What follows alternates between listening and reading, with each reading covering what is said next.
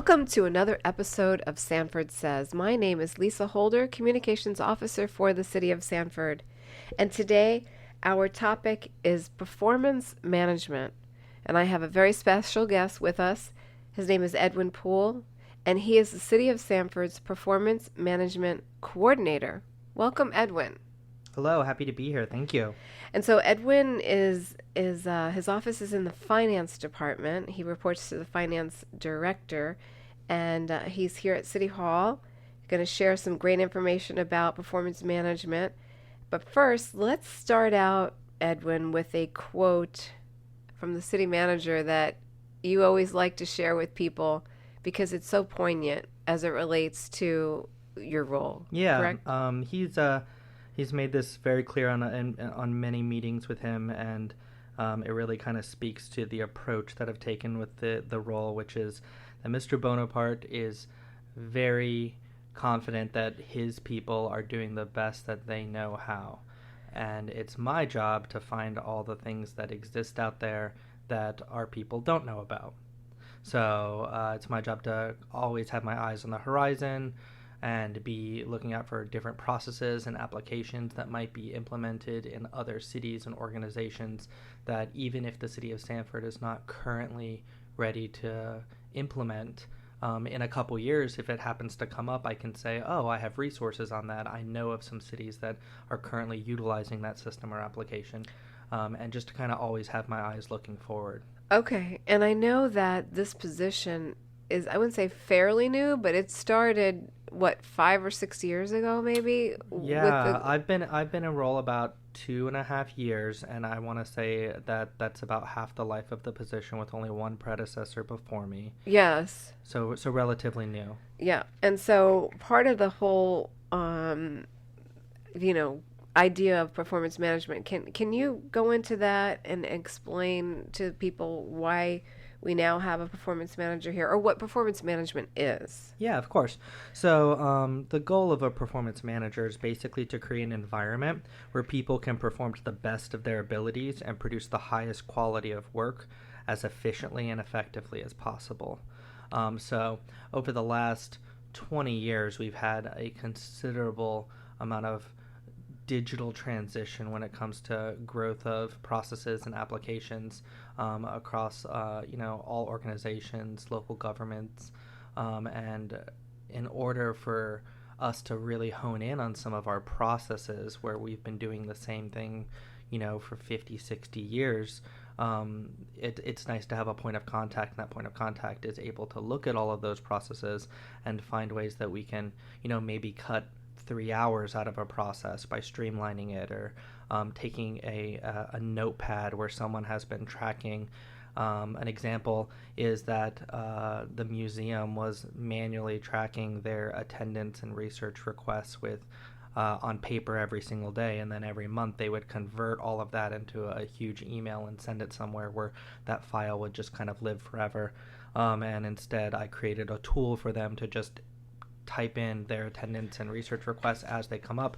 It auto calculates their weekly, quarterly, monthly, annual numbers, and just really streamlines a lot of that process. And I was able to give back a considerable amount of time just to the museum curator, who used to have to do that manually every single month. Yeah. So by creating that tool, we streamline that process and make their work more efficient. Yeah, I'm assuming you use the word streamline in your daily vocabulary with performance management. Absolutely. Yeah, and so, when you mentioned earlier efficient and effective, I know that that's really poignant in local government, but I think even in the private sector you have performance managers. But it's particularly in government, we want to be effective and efficient with our services and programs. Yeah, and before this role, I actually came from the private sector with a considerable background in tech and performance management. So that was one of the things that I think made me a good candidate for this role, is being able to kind of come in with that digital transformation mindset, and try and help the city not necessarily improve, but just make their lives easier by showing them some processes that they might not have known were out there. Right, and you do that, Edwin, across all city departments, including public safety? All departments and divisions, yes. Which is quite a few. Right? Yes, it's pretty considerable. There's a lot of numbers. In fact, a lot of my day is just spent on webinars, conferences, leadership summits, opportunities for me to just be present and just kind of be an information sponge, where I can then forward along information to the different directors and supervisors. Right. And so there's something I know in your field that's called KPIs. Yes. And I know that has a lot to do with, and I know we use acronyms, but it's key performance indicators. Am I right? Yeah. I'm right. Okay, great. And so that's relative. It's important because those KPIs are relative to the city's budget. Absolutely. Correct? So a KPI is basically a number that tracks a particular process output. So that could be something like the number of gallons of gas that the fleet uses annually. That could be the number of speeding tickets that are issued by the police department. That could be the number of acres that are managed by Parks and Rec. And all of those things are tied into, the budget at the end of the day. Even working, closely with you, Lisa, when it comes to, looking at our social media and all of our new followers and things like that. Those are all KPIs and numbers. And across the city, we have over 800 unique KPIs across all divisions and departments. So in order for me to, deliver on Mr. Bonaparte's expectations of finding where we want to go, I really have had to focus on learning where we currently are. Correct. And that's basically finding where all that data lives. So across all different divisions and departments, there's tons of different applications and platforms where people are, submitting this information, whether it's a utility bill payment or a question about the water distribution or anything like that. That's all counted in a different platform somewhere along the city. So I either had to create ways that things were tracked or find where that information lived. Right. And so technology and performance management go hand in hand in this day and age. I'm sure that helps you with digitizing processes like you had mentioned. And I just want to say that we have KPIs for this podcast even. Yeah, absolutely. The number of downloads, the number of streams, the number of just listens in general.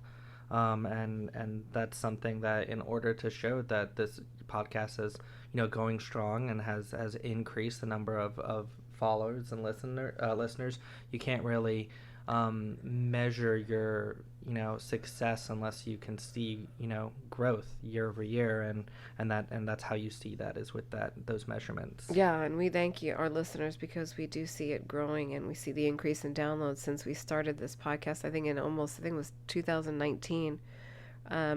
So back to this topic, what about the word consortium? It sounds so fancy. What is that, and how does that relate to performance management and even benchmarking? Yeah, so the city of Sanford is a member of the Florida Benchmark Consortium, and the Florida Benchmark Consortium is the largest intrastate organization of municipalities in the entire United States.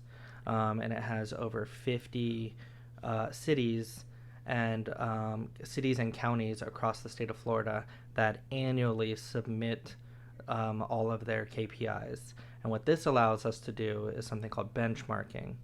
And that allows us to compare our city to another city that is comparable in particular metrics. So if I wanted to look at our population versus the number of police officers we have, and then take that ratio and compare it to another city, and we can see that our crime rates are lower because we have a certain ratio of officers to versus our population compared to another city, then that reinforces the fact that we're making the right decisions when it comes to budgeting for our headcount. Okay. And then it also gives us that line of sight where if I can see that a city is performing particularly well in a metric, I can reach out to that organization in that city and I can say, hey, what are you doing to be as as efficient as you are with this process? And I actually have a point of contact in each of the Seminole County cities that I can reach out to, and have asked for best practices and things that they're doing in order to make some of those numbers look the way that they do. So that Florida Benchmark Consortium is a really useful tool. They provide us with an annual report that then I send out to all of our directors and senior management here at the city. And it provides that line of sight so that they can just, look up how we're doing compared to other cities. Yeah, now when you talk about line of sight, is this information publicly available? Will we have a dashboard for public view at some point?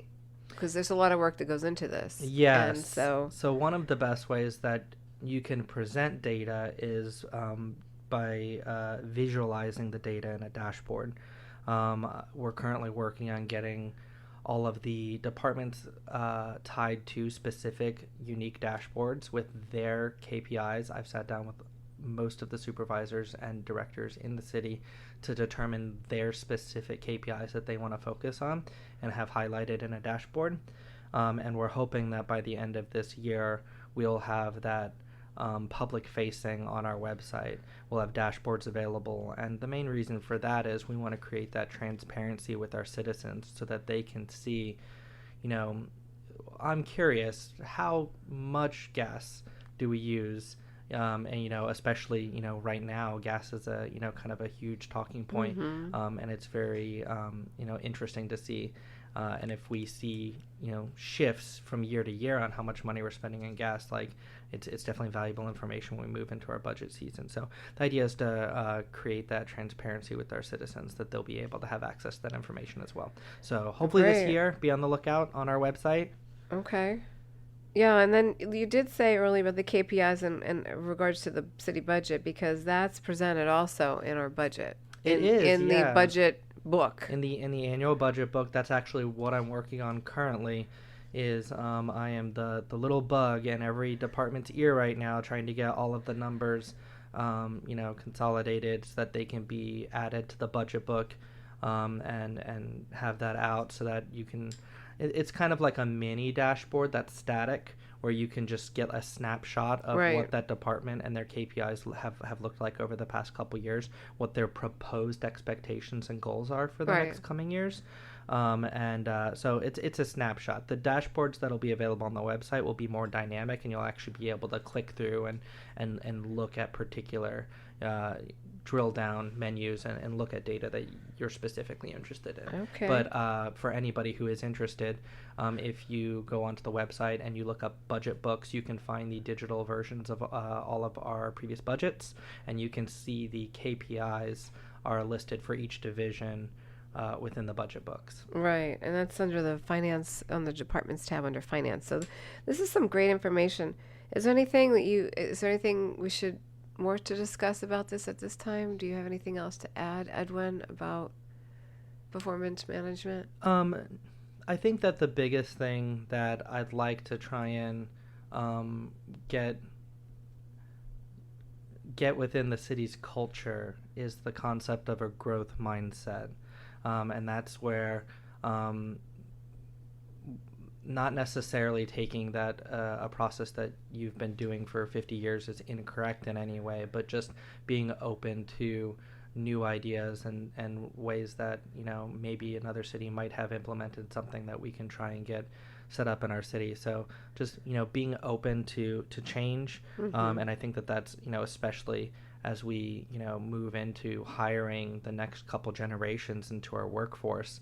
They're used to being on digital platforms. They're used to having if you hand someone who's just coming out of high school or college right now a pad of paper and ask them to count something, they're gonna think that we are a little outdated, Right. and we want to make sure that we're ready to employ them and update our workforce and Right. be ready for them. So it's just that idea of a growth mindset, and that's something that I really want to get implemented here at the City of Sanford. And Mr. Bonaparte and the directors and the commissioners are all for that digital transition and trying to get the city moving at a rate where we can see ourselves progressing towards that dynamic future with the digital transition. Yeah, and I could see that. And I know a lot of this is backed up by data. It's when you present this. So it's if you see another city too that's doing something in a different way, the data is backing it up, and so it could be very successful. So you're right. Get with the open mindset is something to mention. So is there anything else besides that? I mean, we've covered a lot, and I think that this is great that you typically, behind closed doors here at the city, you don't interact. Like there's several departments in the city of Sanford that people can see publicly out, police, fire, public works, all of that, parks. But there's a lot going on behind the scenes inside City Hall, and people are working very hard, very diligently at their desks doing things that improve the city of Sanford and make us provide these great services for our residents and our visitors and our business owners. So thank you for that. Thank you. I'm glad we finally got you on the show. Yes. Schedules are busy. And so great, Edwin. I appreciate all that you do for communications and all the statistics and data that comes behind that and all the analytics.